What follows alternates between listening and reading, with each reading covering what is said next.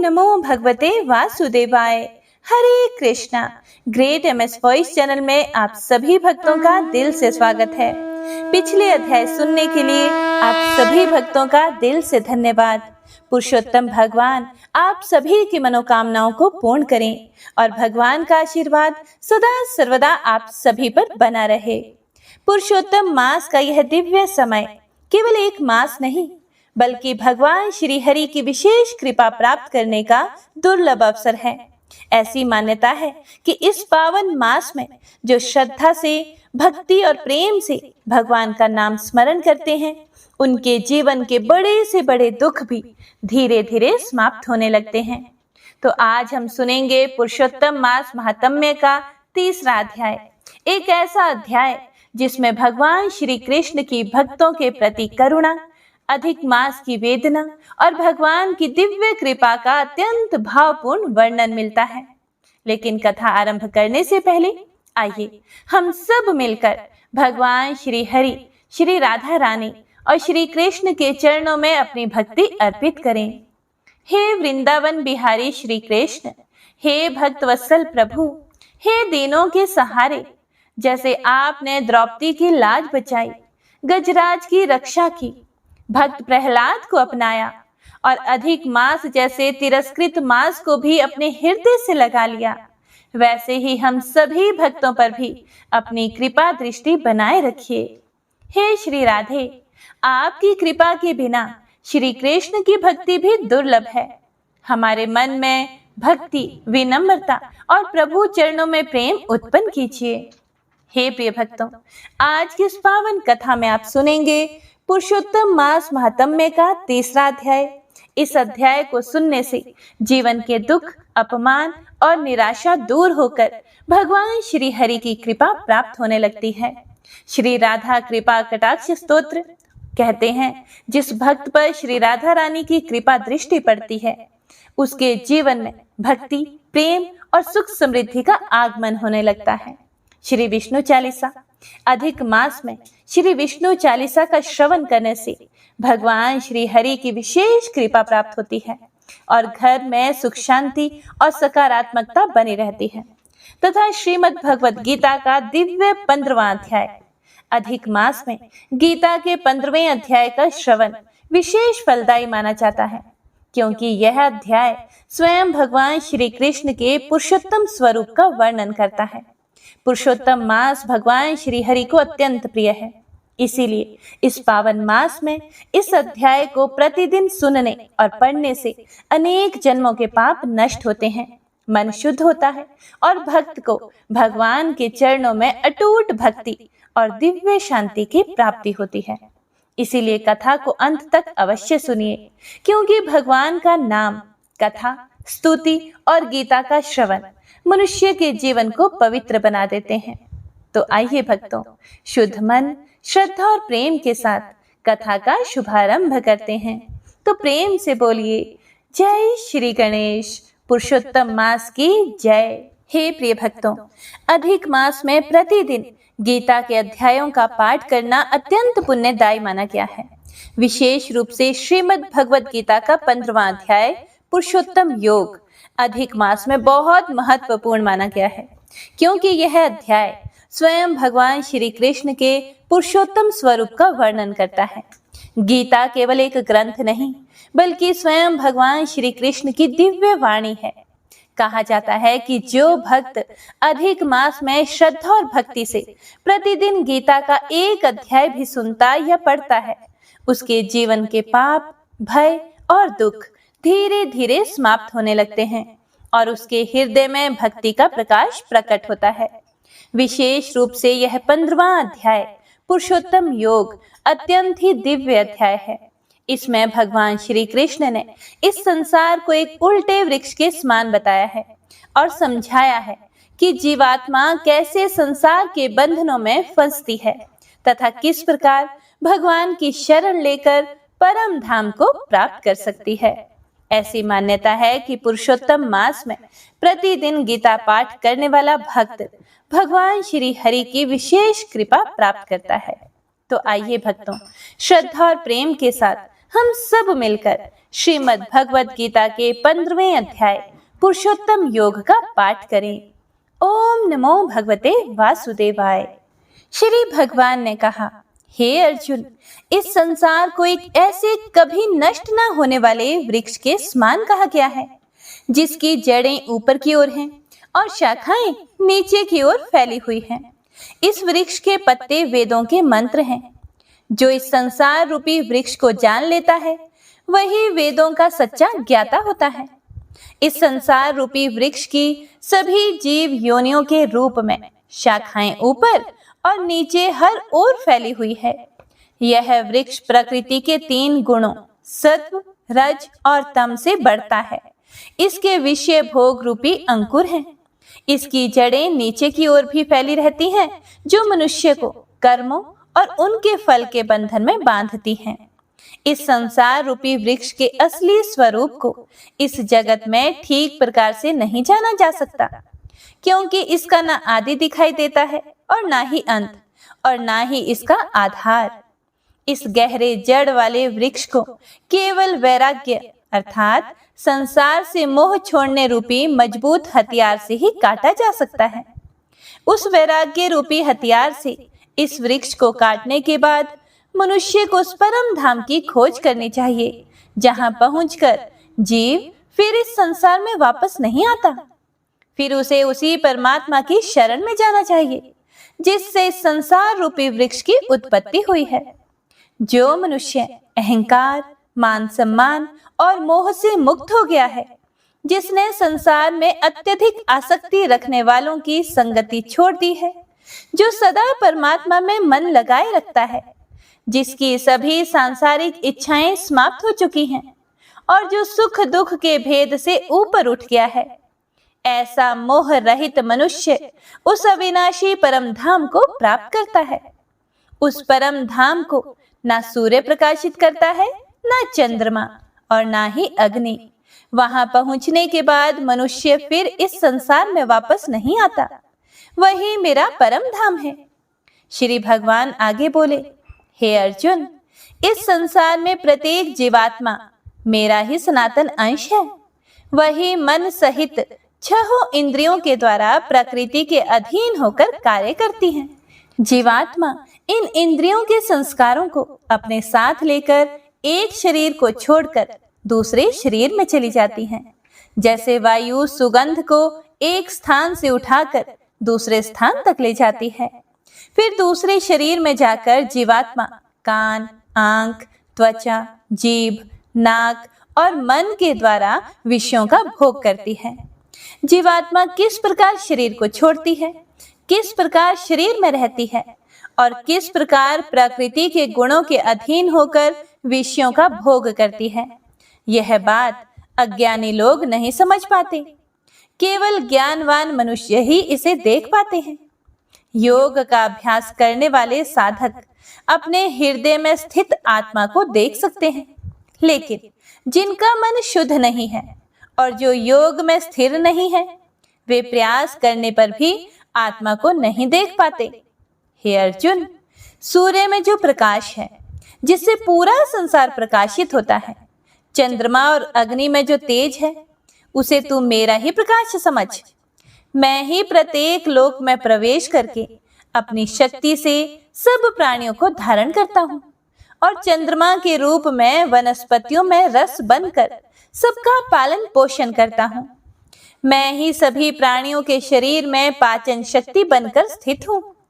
प्राण और अपान वायु के साथ मिलकर मैं ही 4 प्रकार के अन्न चबाने, पीने, चाटने और चूसने योग्य भोजन को पचाता हूँ।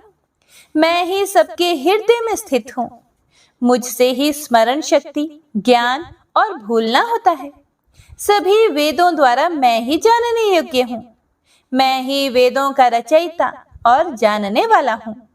हे अर्जुन, संसार में 2 प्रकार के जीव कहे गए हैं, एक नष्ट होने वाला और दूसरे अविनाशी।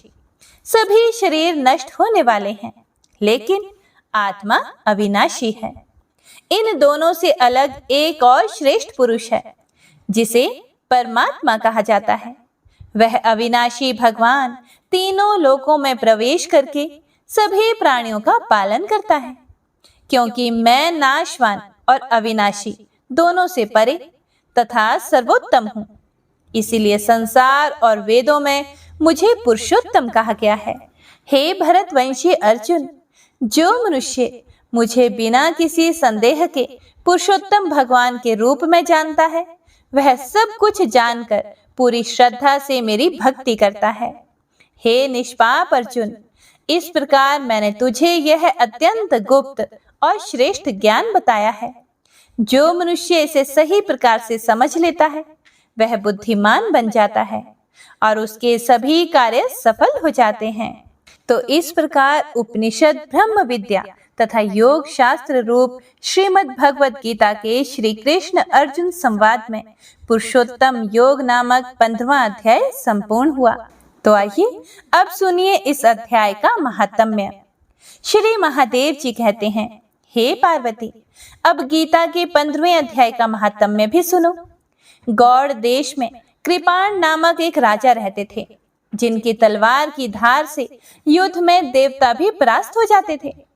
उनका बुद्धिमान सेनापति शस्त्र और शास्त्र की कलाओं का भंडार था। उसका नाम था सरभ मेरुंड। उसकी भुजाओं में प्रचंड बल था। एक समय उस पापी ने राजकुमारों सहित महाराज का वध करके स्वयं ही राज्य करने का विचार कर लिया।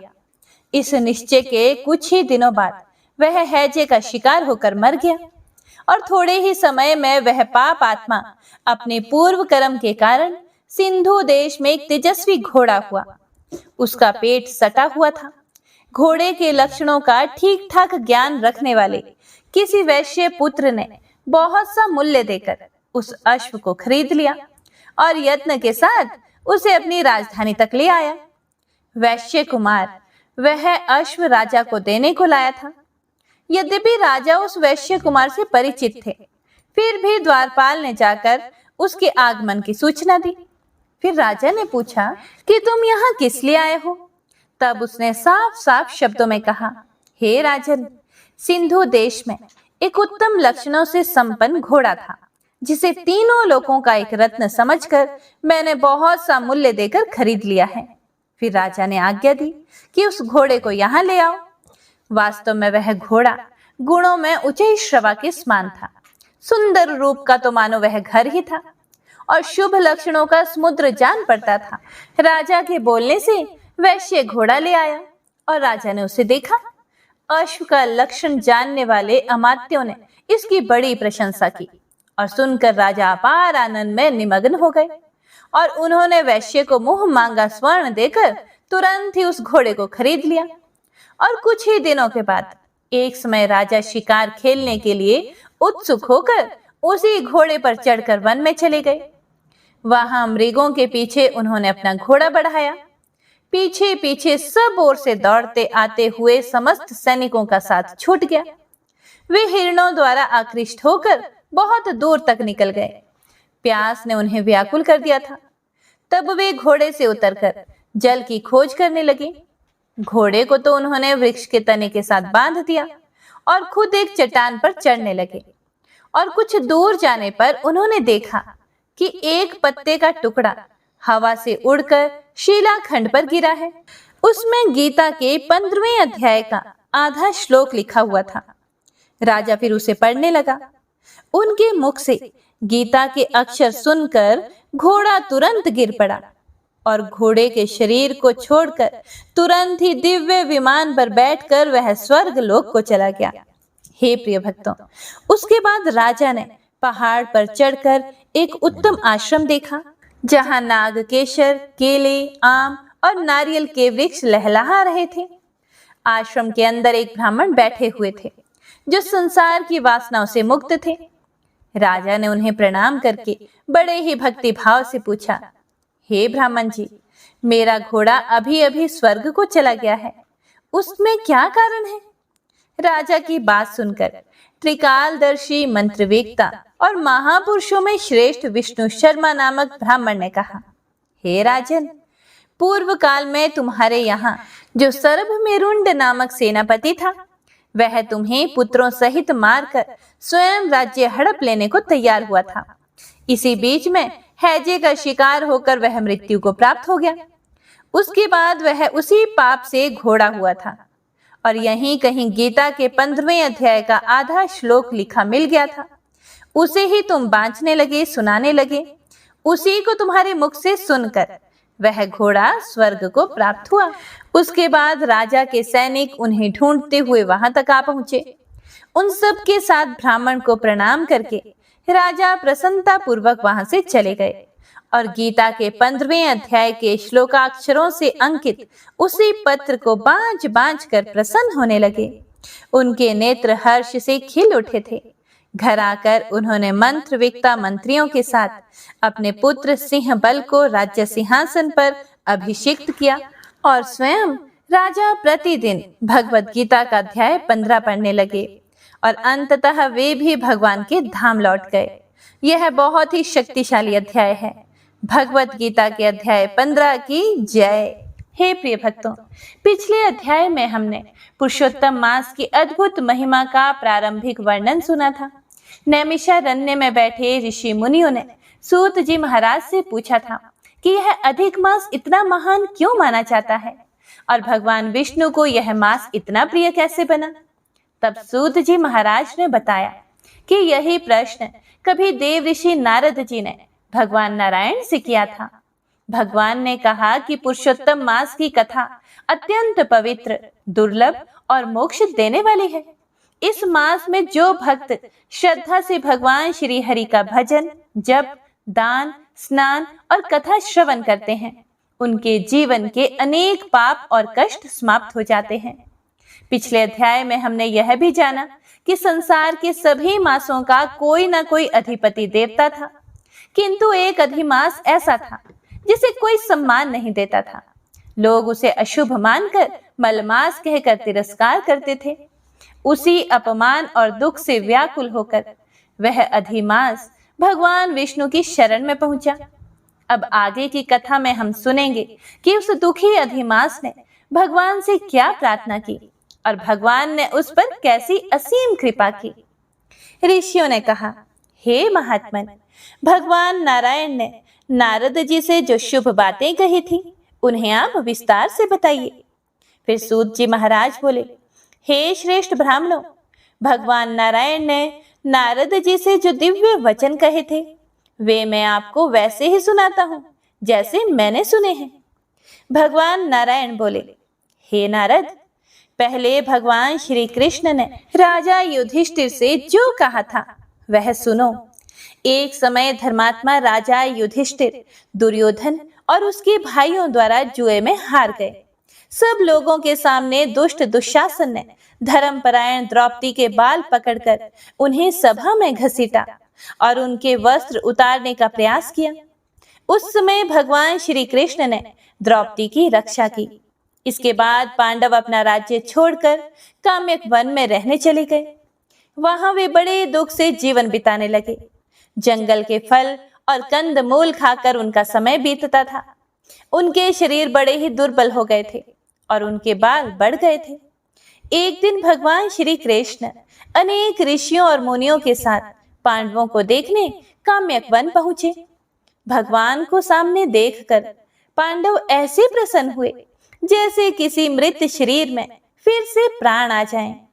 युधिष्ठिर, भीम, अर्जुन आदि तुरंत उठकर प्रेम से भगवान के गले लगे और उनके चरणों में प्रणाम किया।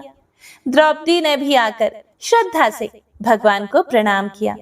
भगवान श्री कृष्ण ने देखा कि पांडव मृग चर्म पहने हुए हैं, उनके शरीर पर धूल लगी हुई है, वे बहुत कमजोर दिखाई दे रहे हैं और चारों ओर से दुखों से घिरे हुए हैं और द्रौपदी भी अत्यंत दुखी और दुर्बल दिखाई दे रही थी। यह सब देखकर भगवान श्री कृष्ण के दिल में बहुत दुख हुआ। हे प्रिय भक्तों, अब देखिए, भक्तों से प्रेम करने वाले भगवान श्री कृष्ण धृतराष्ट्र के पुत्रों पर अत्यंत क्रोधित हो गए। उनका मुख प्रलय की अग्नि के समान भयानक दिखाई देने लगा। वे ऐसे क्रोध में भर उठे जैसे माता सीता के वियोग में भगवान राम रावण पर क्रोधित हुए थे। भगवान को इतना क्रोधित देखकर अर्जुन तो भयभीत हो गए। उन्होंने हाथ जोड़कर भगवान की स्तुति की और विनती करते हुए बोले, हे कृष्ण, हे संसार के स्वामी, आप ही संसार की रक्षा करने वाले हैं। यदि आप क्रोधित हो जाएंगे तो संपूर्ण संसार का विनाश हो सकता है। कृपया करके अपने क्रोध को शांत कीजिए। हे प्रभु, आप तो संपूर्ण सृष्टि के रचयिता हैं। एक व्यक्ति के अपराध के कारण आप अपने बनाए हुए पूरे संसार का नाश कैसे कर सकते हैं? जैसे कोई व्यक्ति मच्छरों को मारने के लिए अपना घर नहीं जलाता, वैसे ही आप भी अपने क्रोध को रोक लीजिए। अर्जुन की विनती सुनकर भगवान श्री कृष्ण का क्रोध शांत हो गया। वे चंद्रमा की तरह शीतल और प्रसन्न हो गए। भगवान को शांत देखकर पांडवों ने राहत की सांस ली। सबने प्रेम पूर्वक भगवान की पूजा की और जंगल में मिलने वाले फल, कंदमूल आदि उन्हें भेंट किए। इसके बाद अर्जुन ने अत्यंत विनम्र होकर भगवान श्री कृष्ण से वही प्रश्न पूछा जिसका वर्णन आगे आने वाला था। भगवान श्री कृष्ण बोले, हे अर्जुन, तुमने बहुत गुप्त और महान प्रश्न पूछा है। इसका उत्तर अत्यंत रहस्यपूर्ण है, जिसे बड़े बड़े ऋषि भी नहीं जानते। लेकिन तुम मेरे प्रिय भक्त और मित्र हो, इसीलिए मैं तुम्हें यह रहस्य बताता हूँ।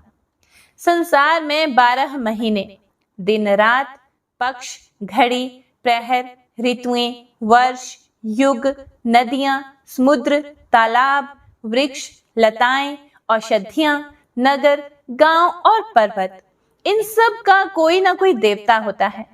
सभी अपने अपने देवता के कारण सम्मान पाते हैं और लोगों द्वारा पूजे भी जाते हैं। हे अर्जुन, एक समय एक अतिरिक्त मास उत्पन्न हुआ, क्योंकि उसमें सूर्य की संक्रांति नहीं होती थी, इसीलिए लोग उसे अशुभ कहने लगे। सब उसे मलमास कहकर तिरस्कार करने लगे। लोग कहते थे कि यह मास किसी शुभ कार्य के योग्य नहीं है। लोगों के ये कठोर वचन सुनकर वह अधिक मास बहुत दुखी हो गया।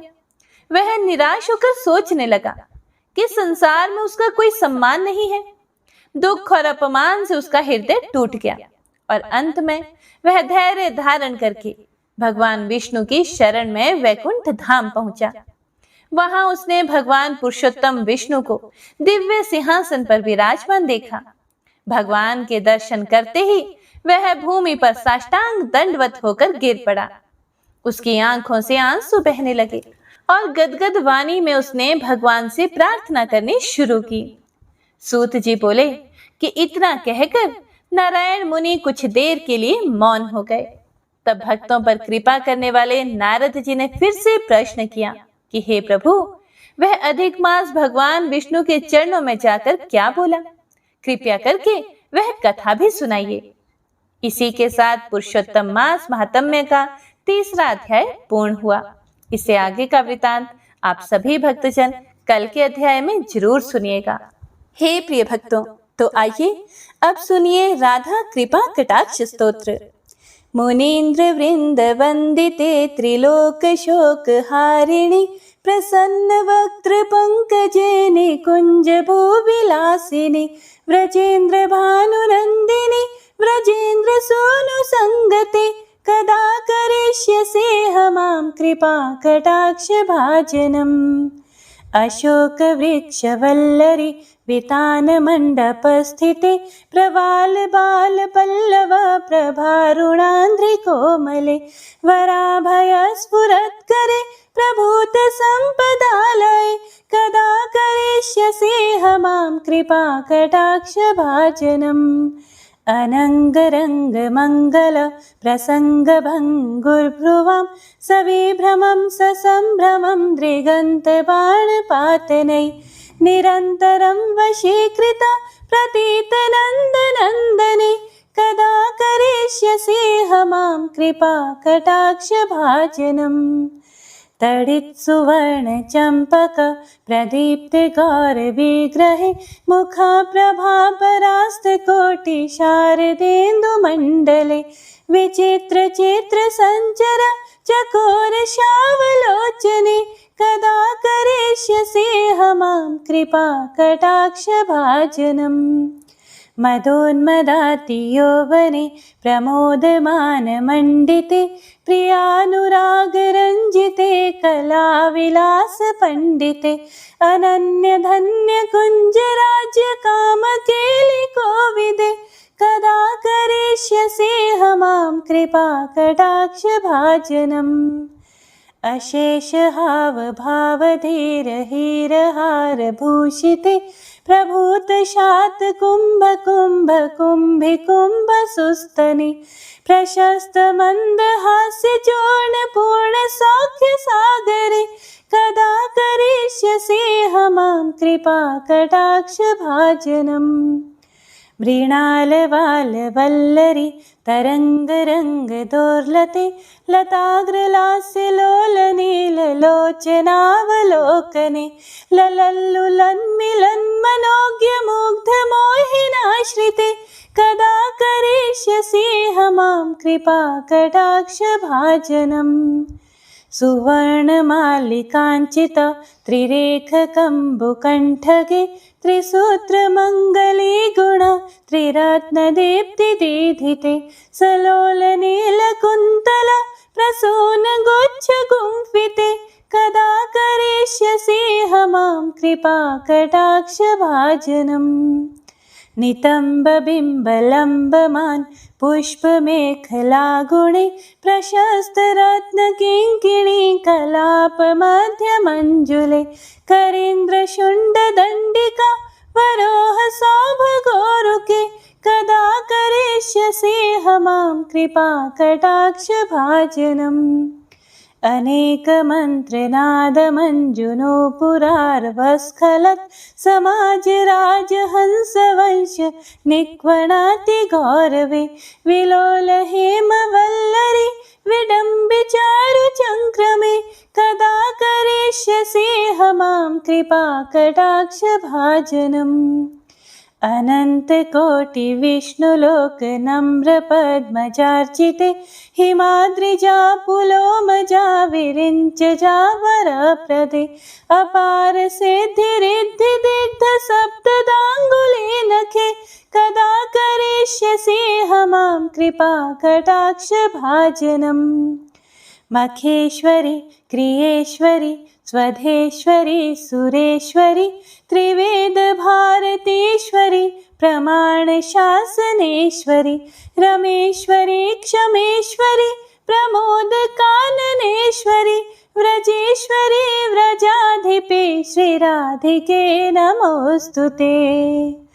इतीदमद्भुतं स्तवं निशम्य भानुनन्दिनी करोतु सन्ततं जनं कृपाकटाक्षभाजनं भवेत्तदैव सञ्चिता त्रिरूपकर्मनाशनं लभेत्तदा व्रजेन्द्रसूनुमण्डलप्रवेशनम्। जय जय श्री राधे, जय श्री कृष्ण। हे प्रिय भक्तों, अधिक मास का यह पावन समय केवल व्रत, पूजा और दान का ही नहीं, बल्कि अपने जीवन की दरिद्रता, कष्ट और आर्थिक बाधाओं को दूर करने का भी दिव्य अवसर माना गया है। शास्त्रों में ऐसा कहा गया है कि अधिक मास में यदि श्रद्धा और विश्वास के साथ प्रतिदिन कनक धारा स्तोत्र का पाठ किया जाए तो माँ महालक्ष्मी की कृपा शीघ्र प्राप्त होती है। यह वही दिव्य स्तोत्र है जिसकी रचना आदि गुरु शंकराचार्य जी ने की थी और जिसके प्रभाव से एक निर्धन ब्राह्मणी के घर स्वर्ण की वर्षा होने लगी थी। ऐसा कहा जाता है कि जहाँ कनक धारा स्तोत्र का नित्य पाठ होता है, वहाँ धीरे धीरे दरिद्रता दूर होने लगती है, रुका हुआ धन आने लगता है और घर में सुख समृद्धि का वास होने लगता है। तो आइए भक्तों, अधिक मास के इस पुण्य समय में पूरे श्रद्धा भाव से सुनते हैं माँ महालक्ष्मी को प्रसन्न करने वाला दिव्य एवं चमत्कारी कनक धारा स्तोत्र। महालक्ष्मी नमस्तुभ्यं नमस्तुभ्यं सुरेश्वरी, हरि प्रिये नमस्तुभ्यं नमस्तुभ्यं दयानिधे। हे महालक्ष्मी, हे सुरों की ईश्वरी, आपको नमस्कार है। हे विष्णु प्रिया, हे दया की सागर, आपको बारंबार नमस्कार है।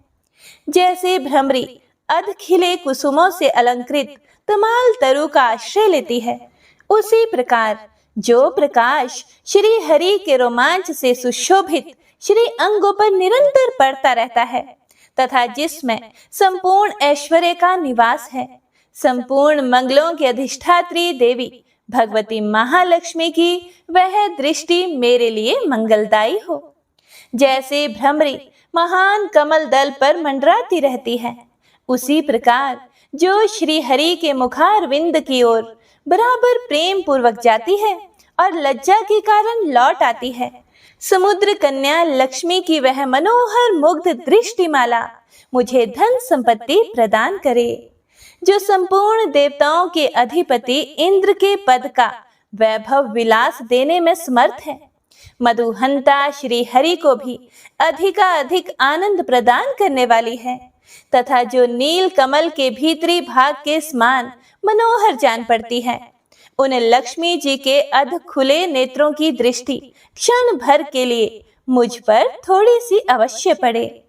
शेषशायी भगवान विष्णु की धर्म पत्नी श्री लक्ष्मी जी के नेत्र हमें ऐश्वर्य प्रदान करने वाले हों, जिनकी पुतली तथा बरौनिया अनंग के वशीभूत होकर अध खुले किंतु साथ ही निर्निमेष अर्थात अपलक नयनों से देखने वाले आनंद कंद श्री मुकुंद को अपने निकट पाकर कुछ तिरछी हो जाती हैं। जो भगवान मधुसूदन के कौस्तुभ मणि मंडित वक्ष स्थल में इंद्र नीलमयी हारावली से सुशोभित होती हैं तथा उनके भी मन में प्रेम का संचार करने वाली है, वह कमल कुंज वासिनी कमला की कटाक्ष माला मेरा कल्याण करे।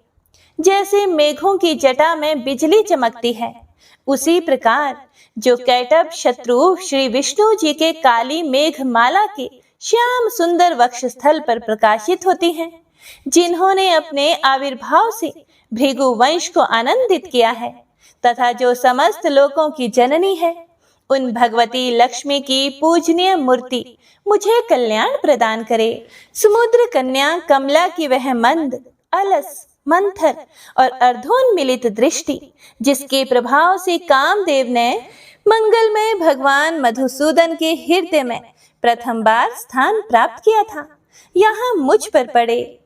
भगवान नारायण की प्रेयसी लक्ष्मी का नेत्र रूपी मेघ दया रूपी अनुकूल पवन से प्रेरित होकर दुष्कर्म अर्थात धनागम विरोधी अशुभ प्रारब्ध रूपी धाम को चिरकाल के लिए दूर हटाकर विषाद रूपी धर्मजन्य ताप से पीड़ित मुझे दीन रूपी चातक पर धन रूपी जलधारा की वृष्टि करें। विशिष्ट बुद्धि वाले मनुष्य जिनके प्रीति पात्र होकर जिस दया दृष्टि के प्रभाव से स्वर्ग पद को सहज ही प्राप्त कर लेते हैं, पद्मासना पद्मा की वह विकसित कमल गर्भ के समान कांतिमय दृष्टि मुझे मनोवांछित पुष्टि प्रदान करें। जो सृष्टि लीला के समय वाग देवता अर्थात ब्रह्म शक्ति सरस्वती के रूप में विराजमान होती हैं तथा प्रलय लीला के काल में शाकंभरी अर्थात भगवती दुर्गा अथवा चंद्रशेखर वल्लभा पार्वती अर्थात रुद्र शक्ति के रूप में अवस्थित होती हैं। त्रिभुवन के एकमात्र पिता भगवान नारायण की उन नित्य यौवना प्रेयसी श्री लक्ष्मी जी को नमस्कार है। हे माता, शुभ कर्मों का फल देने वाली श्रुति के रूप में आपको प्रणाम है। रमणीय गुणों की सिंधु रूपा रति के रूप में आपको नमस्कार है। कमल वन में निवास करने वाली शक्ति स्वरूपा लक्ष्मी को नमस्कार है तथा पुष्टि रूपा पुरुषोत्तम प्रिया को नमस्कार है। कमल वंदना कमला को नमस्कार है। क्षीर सिंधु सभ्यता श्री देवी को नमस्कार है। चंद्रमा और सुधा की सगी बहन को नमस्कार है। भगवान नारायण की वल्लभा को नमस्कार है। कमल सदृश नेत्रों वाली माननीय माँ, आपके चरणों में किए गए प्रणाम संपत्ति प्रदान करने वाले, संपूर्ण इंद्रियों को आनंद देने वाले, साम्राज्य देने में समर्थ और सारे पापों को हर लेने के लिए सर्वथा तत्पर हैं। वे सदा मुझे ही अवलंबन दे अर्थात मुझे ही आपकी चरण वंदना का शुभ अवसर सदा प्राप्त होता रहे। जिनके कृपा कटाक्ष के लिए की गई उपासना उपासक के लिए संपूर्ण मनोरथों और संपत्तियों का विस्तार करती है। श्री हरि की हृदयेश्वरी उन्हीं आप लक्ष्मी देवी का मैं मन, वाणी और शरीर से भजन करती हूँ। भगवती हरि प्रिया, तुम कमल वन में निवास करने वाली हो। तुम्हारे हाथों में नीला कमल सुशोभित है। तुम अत्यंत उज्जवल वस्त्र, गंध और माला आदि से सुशोभित हो।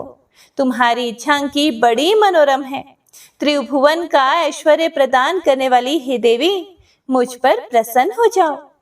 दिग्गजों द्वारा स्वर्ण कमल के मुख से घिराए गए आकाश गंगा के निर्मल एवं मनोहर जल से जिनके श्री अंगों का अभिषेक अर्थात स्नान संपादित होता है, संपूर्ण लोकों के अधीश्वर भगवान विष्णु की गृहिणी और क्षीर सागर की पुत्री उन जग जननी लक्ष्मी को मैं प्रातःकाल प्रणाम करती हूँ। कमल नयन केशव की कमनीय कामिनी कमले, मैं अकिंचन अर्थात दीनहीन मनुष्य में अग्रगण्य हूँ, इसीलिए तुम्हारी कृपा की स्वाभाविक पात्र हूँ। तुम उमड़ती हुई करुणा की बाढ़ की तरह तरंगों के समान कटाक्षों द्वारा मेरी ओर देखो। जो मनुष्य इन स्तुतियों द्वारा प्रतिदिन वेद त्रयी स्वरूपा त्रिभुवन जननी भगवती लक्ष्मी की स्तुति करते हैं, वे इस भूतल पर महान गुणवान और अत्यंत सौभाग्यशाली होते हैं तथा विद्वान पुरुष भी उनके मनोभावों को जानने के लिए उत्सुक रहते हैं। इति कनकधारा स्तोत्र समाप्त। श्री विष्णु चालीसा। श्री विष्णु सुनिए विनय, सेवक के चित लाए। कीरत कुछ वर्णन करो, दीजिए ज्ञान बताए। नमो विष्णु भगवान खरारे, कष्ट नशावन अखिल बिहारी। प्रबल जगत में शक्ति तुम्हारी, त्रिभुवन फैल रही उजियारी। सुंदर रूप मनोहर सूरत, सरल स्वभाव मोहनी मूरत। तन पर पीतांबर अति सोहत, बैजंती माला मन मोहत। शंख चक्र कर गदा बिराजे, देखत दैत्य असुर दल भाजे। सत्य धर्म मद लोभ न गाजे, काम क्रोध मद लोभ न छाजे। संत भक्त सज्जन मनरंजन, धनुज असुर दुष्टन दल गंजन। सुख उपजाए कष्ट सब भंजन, दोष मिटाए करत जन सज्जन। पाप काट भव सिंधु तारण, कष्ट नाश कर भक्त उबारण। करत अनेक रूप प्रभु धारण, केवल आप भक्ति के कारण। धरणी धेनु बन सुमहि पुकारा, तब तुम रूप राम का धारा। भार उतार असुर दल मारा, रावण आदिक को संहारा। आप वराह रूप बनाया, हिरण्याक्ष को मार गिराया। धर्म तस्य तन सिंधु बनाया, 14 रत्नन को निकलाया। अमिलख असुरन द्वंद मचाया, रूप मोहनी आप दिखाया। देवन को अमृत पान कराया, असुरन को छवि से बहलाया। कूर्म रूप धर सिंधु मझाया, मंद्राचल गिरि तुरंत उठाया। शंकर का तुम फंद छुड़ाया, भस्मासुर को रूप दिखाया। वेदन को जब असुर डुबाया, कर प्रबंध उन्हें ढूंढवाया। मोहित बनकर खल ही नचाया, उसी ही कर से भस्म कराया। असुर जलंधर अति बलदाई, शंकर से उनकी नहीं लड़ाई। हार पार शिव सकल बनाई, कीन सती से छल खल जाए। सुमिरन कीन तुम्हें शिवरानी, बतलाई सब विपत कहानी। तब तुम बने मुनीश्वर ज्ञानी, वृंदा की सब सुरति बुलानी। देखत तीन धनुज शैतानी, वृंदा आए तुम्हें लपटानी। हो स्पर्श धर्म क्षति मानी, हनासुर उर शिव शैतानी। तुमने ध्रुव प्रहलाद उबारे, हिरण्याकुशादिक खल मारे। गणिका और अजामिल तारे, बहुत भक्त भव सिंधु तारे। हरहु सकल संताप हमारे, कृपा करहु हरि सिरजन हारे। देखहूँ मैं निज दर्श तुम्हारे, दीन बंधु भक्तन हितकारे। चाहताप का सेवक दर्शन, करहु दया अपनी मधुसूदन। जानो नहीं योग्य जप पूजन, होए यज्ञ स्तुति अनुमोदन। शील दया संतोष सुलक्षण, विदित नहीं व्रत बोध विलक्षण। करहूँ आपका किस विधि पूजन, कुमति विलोक होत दुख भीषण। करहूँ प्रणाम कौन विधि सुमिरन, कौन भांति मैं करहूँ समरण। सुर मुनि करत सदा सेवकाई, हर्षित रहत परम गति पाए। दीन दुखीन पर सदा सहाय, निज जन जान लेव अपनाई। पाप दोष संताप नशाओ, भव बंधन से मुक्त कराओ।